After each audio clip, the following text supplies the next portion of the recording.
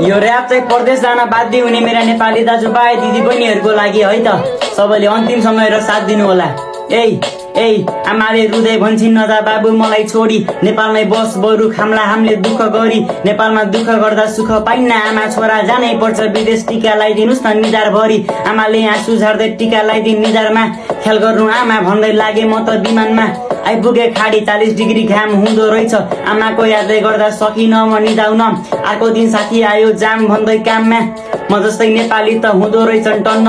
80 तले घर माथि छाती हाम्रो चर्किरहेछ काम गर्न पर्ने रहेछ 40 डिग्री घाममा त्यही माथि आमाको याद झलझली मनमा काम गर्न नजान्दा घरबाट खस्ने लाथे झन्न भगवान कसो मलाई बचाइदियो धन्न आमा तिम्रो आशीर्वादले आज पाए अर्को जन्म।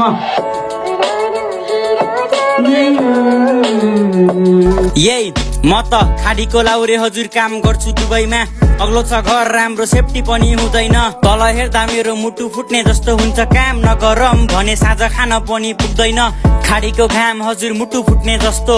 दिनभरि दुःख गर्दा तलब भने सस्तो औला भन्दा मसिनो डोरीमा झुन्डिने हो सजिलो छैन यहाँ रुख चढे जस्तो खसेर मरे भने फर्किने हो बाकसमा डोरीमा झुन्डिएर काम गर्छु आकाशमा साथीको साथ सुत्न गतिलो खाट छैन आँसु भन्दा बढी मेरो पसिना छ आँखामा कहिलेकाहीँ सोध्छु विदेश किन आएको म बरु नेपालमै खुसी भइन्थ्यो दुःख गरेर कम सिकम आमाको काख पाउँथे बाबाको साथ पाउँथे त्यति भए त देशमा नै केही गरिन्थ्यो होला यो मन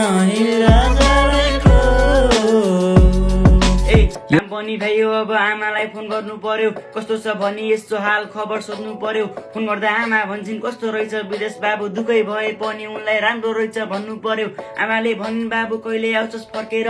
बुढेसका लाग्यो म त काम गर्नु सक्दिन आमालाई भने मैले छिटै आउँछु आमा चिन्ता नगरेर बस्नु होला छोरालाई पर्खेर नेपालमा आज भोलि 30 आउन लागेको छ पैसा पठाइदिन्छु भन्दा 5000 मात्र छ त्यो पैसा नेपाल पठाइ नुहाउन जान्छु भनेको त बाथरुम भित्र धारा खोल्दा पानी शुद्ध तातो छ पानी मैले नुहाउन सकिन कमाएर आमालाई खुसी बनाउनु सकिन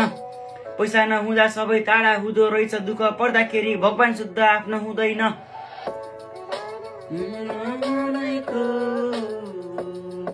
हजुरहरूलाई यो ऱ्याप कस्तो लाग्यो मैले हजुरहरूलाई भनिसकेको छु यो कुनै ऱ्याप मात्र होइन हाम्रो विदेशमा आउनुभएका नेपाली दाजुभाइ दिदीबहिनीहरूले भोगेको रियल यथार्थ हो। यदि हजुरहरूलाई मन पर्यो भने लाइक कमेन्ट र सेयर गर्न भने अवश्य नभुल्नु होला। हस् त धन्यवाद।